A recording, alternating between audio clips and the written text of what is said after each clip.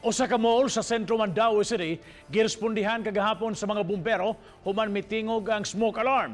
Adunay mi-aso sa basement sa maong nga mall, hinungdan ganaling miresponde ang Kabomberohan.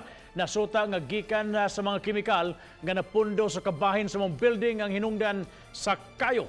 Lakip sa mga kemikal ang algicide nga gamiton sa pagpanglimpyo. Wara hinuon makadako ang kayo. Padayon pasab nga giimbisigahan ang hinungdan nini. Ganiha, gibalikan sa mga fire investigators ang mall aron makahipos og dugang impormasyon. Usa-usab sa gustong sutaon sa mga otoridad kung may kalambigitan pa ang pagtayog sa linog kagahapon sa insidente sa sunog. Kay matud sa taga CDRRMO, posible nga may nasagol sa liquid nga misangpot sa chemical reactions. Dili siya nadako, daghan lang ang aso, tara lang siya na daghan lang sa aso kasi confined space man siya sa basement.